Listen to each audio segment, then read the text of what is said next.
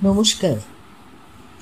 শুভ্রার Bengali story telling চ্যানেলের আজকের একটি ছোট্ট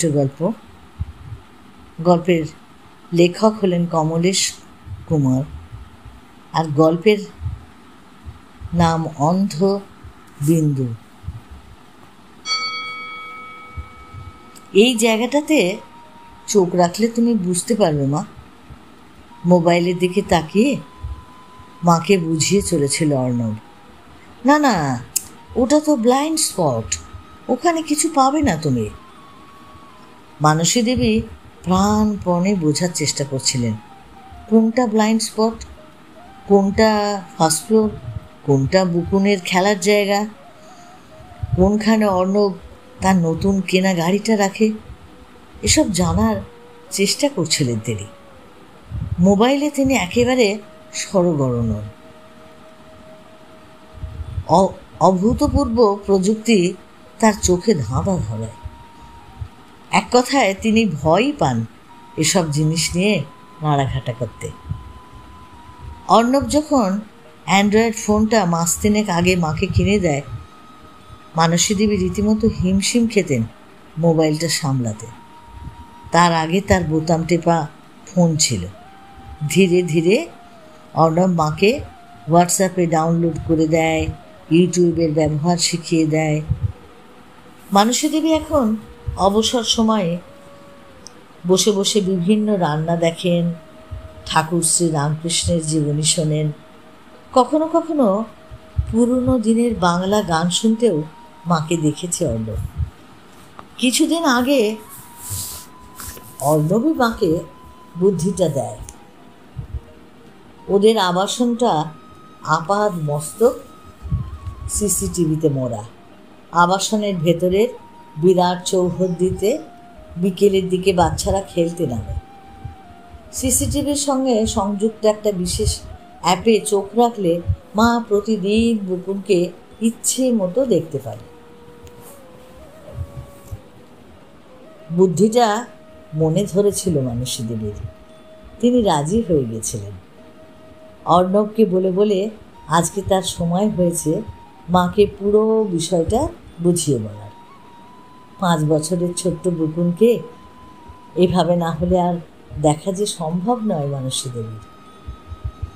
বুকুন অর্ণবের একমাত্র ছেলে, মানসী দেবীর আদরের দাদাই। বুকুনের এখন ক্লাস 1। পড়াশোনায় খুব চাপ এই বয়সে। প্রজেক্ট ওয়ার্ক, পরীক্ষা তো লেগেই আছে রোজ। স্বাভাবিকভাবেই ওরা গ্রামের বাড়িতে আসতে পারে না। মানসী দেবী যক্ষের ধনের মতো আগলে রেখেছেন বাড়ি ঘর, এইসব পুকুর বাগান জমি জমা।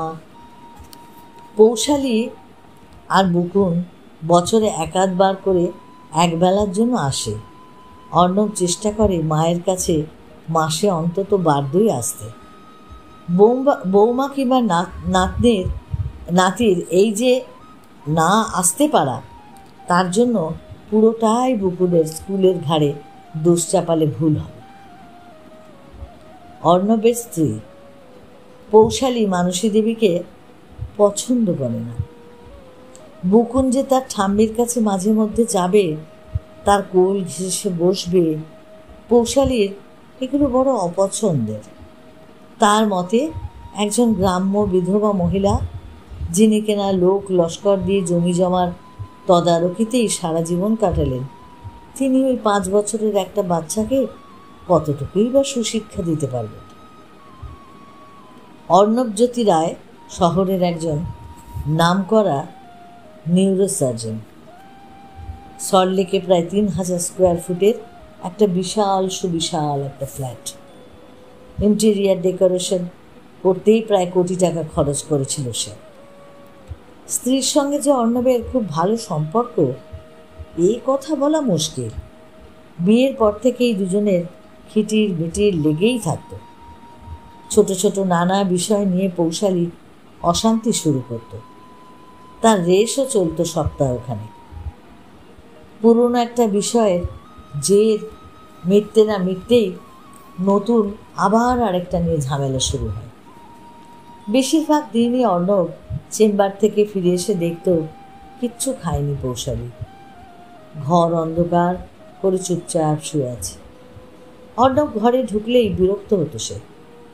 এসবের পেছনে কি যে কারণ, হাজার ভেবেও কুল কিনারা পেত না অর্ণব। তার মধ্যে একদিন বুকুন এলো এর ভেতরেই ওদের জীবনে। দেখতে দেখতে 5 বছর, 5-এর বয়সও তার হয়ে গেল পুচকেটার। নিরন্তর অশান্তির কারণে অর্ণব আগে মাঝে মধ্যে বিবাহ বিচ্ছেদের কথাও ভেবেছে। এখন আর ওই ছেলেটার মুখ চেয়ে সেটা আর সে ভাবতে পারে না। বুকুন যখন গলা জড়িয়ে ধরে বলে, বাবা, তোমার মহিমপুর গ্রামের সেই গাঙ্গুর নদীর কথাটা বলো। অর্ণব নিচু গলায় বলে, মহিমপুর কি শুধু আমার গ্রাম রে বুকুন? ওই গ্রাম, বাড়ি, ঠাম্মির আগলে রাখা পুকুর, জমি তো তোরও শোনা। বুকুর তখন কথা বলে না, চুপ বড় বড় করে বাবার কাছে শুনতে চায় ওদের গ্রাম দেশের গল্প। অর্ণব দীর্ঘশ্বাস ফেলে, ভাবে ওদের সবুজে সবুজে গ্রামে যখন চাষিরা মাঠে ধান রুয়ে দেয়, নধর চারা গাছগুলো মনের আনন্দে মাথা নাড়িয়ে কথা বলতে চায়। তা যদি বুকুন একবার দেখতে পেত, কিংবা গাঙ্গুর নদীর পাড়ে বেঁধে রাখা কানাই কাকার নৌকোতে যদি বুকুনকে একবার চাপানো যেত। অর্ণবের মনে পড়ে ছোটবেলার কথা। বাবা তখন বেঁচে। অর্ণবের বোধহয় ক্লাস 5-6 হবে। নৌকো বাঁধা খাটের কাছে নিয়ে গিয়ে অর্ণবের বাবা বলতেন, শোনো কানাই, ছেলে বায়না ধরেছে নৌকো চাপার, আমাকে মাঠে বেরোতে হবে, ধান রোয়ার কাজ চলছে, আমি না থাকলে ফাঁকি দেবে যে লোকজন, তুই ছেলেকে একটু ঘুরিয়ে নে, এখানে বসিয়ে রাখিস, আমি যাওয়ার পথে নিয়ে যাব।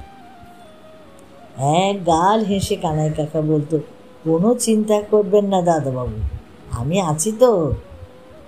কানাই কাকা এখনো আছে, বয়সের ছাপ শরীরে পড়লেও রাত দিন নদীর এপার ওপার সে করছে।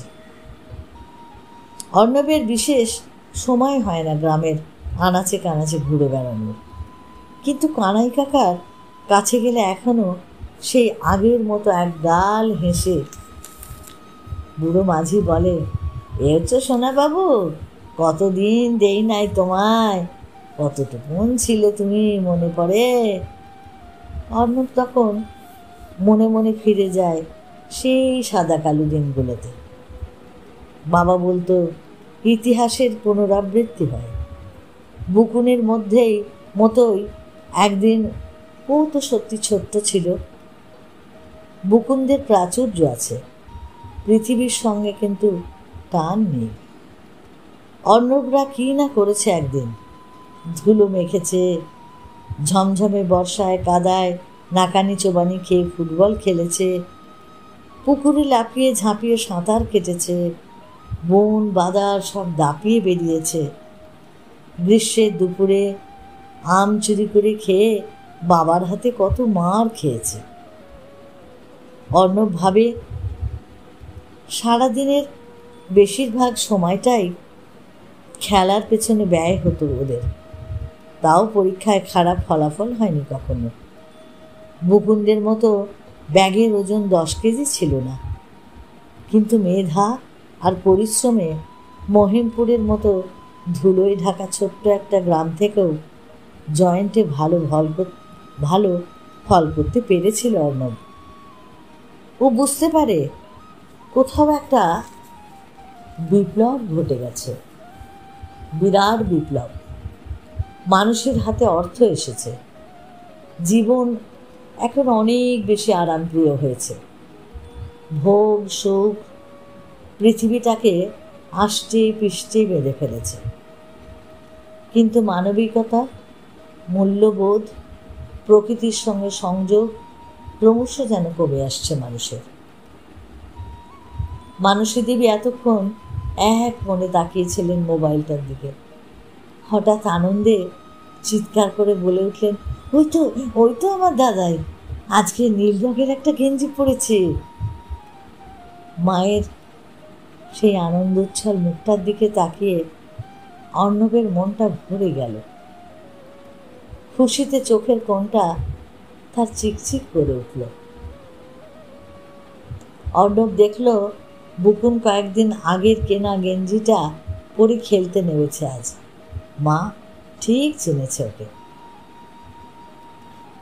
অর্ণব ঝুঁকে পড়ল মোবাইলটার উপরে। লক্ষ্য করল আনন্দে মায়ের যেন নিঃশ্বাস প্রশ্বাস বন্ধ হয়ে আসছে। মোবাইলের স্ক্রিন থেকে একবারের জন্য চোখটা সরাচ্ছে না মানসী দেবী। আবাসন প্রাঙ্গণের সব কটা ক্যামেরাতে বুকুনের সঙ্গে আরও 3টে বাচ্চাকে দেখা যাচ্ছে। রিমোট কন্ট্রোল একটা গাড়ি নিয়ে কারসাজি করে চলেছে বুকুন। ওর বন্ধুরা কোমরে হাত দিয়ে অবাক চোখে তাকিয়ে আছে বুকুনের ওই খেলনা গাড়িটার দিকে। মায়ের মুখের দিকে তাকিয়ে অর্ণব দেখল বিড়বিড় করে মা যেন কিসব বলে চলেছে। খুব মজা পেয়ে অর্ণব মায়ের কানের কাছে গিয়ে বলল, নাতিকে দেখতে পেয়ে আনন্দে মাথাটা কি খারাপ হয়ে গেল তোমার? তা কেন?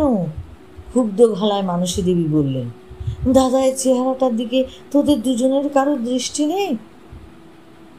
কি রোগা হয়ে গেছে নাতিটা আমার, সেটাই বলছিলাম রে নিজের মনে। ওর মা সারাদিন বাড়িতে বসে বসে করেটা কি? নিজের ছেলেকে একটু খাইয়ে দেয়, গোলগাল বানাতে পারে না? অর্ণব কিছু বলে না। ও জানে মায়ের এটা বলা অভ্যাস। যতবার ও নিজে মায়ের কাছে আসে ততবার মা বলে, খাওয়া দাওয়া ছেড়ে দিয়েছিস তুই? কী সব হাত ঝিরঝিরে চেহারা হয়েছে তোর। অর্ণব জানে পৃথিবীর প্রায় সকল মাই নিজের ছেলেকে হাত ঝিরঝিরে দেখে সারা জীবন। শুধু পৌশালীর মতো আজকের প্রজন্মের মায়েরা তাদের সন্তানদের স্বাস্থ্যের বিষয়ে অত্যধিক মাত্রায় সচেতন। মোটা সোটা গোলগাল চেহারা তাদের একদম না পছন্দ। সত্যিটা মাকে বললে মা কষ্ট পাবে ভেবে চুপ করে যায় অর্ণব। মোবাইল থেকে চোখ সরিয়ে খবরের কাগজে চোখ রাখে সে। মায়ের কোনো ক্লান্তি নেই, মোবাইল থেকে চোখ সরানোর কোনো প্রশ্নই আসে না। অর্ণব খবরের কাগজ থেকে মাঝে মধ্যে চোখ তুলে দেখে মায়ের মুখ কখনো হাসিতে ভরে উঠছে, আবার পর মুহূর্তে গম্ভীর হয়ে যাচ্ছে। পারলে মা যেন মোবাইলের স্ক্রিনের ভেতরেই ঢুকে পড়ে। একটা চাপা কষ্ট বুক ঠেলে উঠে আসে অর্ণবের। কলকাতার নামি একটা মেডিকেল কলেজ থেকে পাশ করেছিল অর্ণব। জীবিকার প্রয়োজনে কলকাতাতেই থাকা শুরু করতে হয়। একজন বন্ধু চিকিৎসকের ছেলের অন্নপ্রাশনে গিয়ে প্রথম দেখে পৌশালীকে। প্রথমে নাম্বার আদান প্রদান, তারপর ফোনে আলাপ। ফোন আলাপ শেষে প্রেমালাপে পরিবর্তিত হয়ে ঠিক 28 দিন সময় লেগেছিল।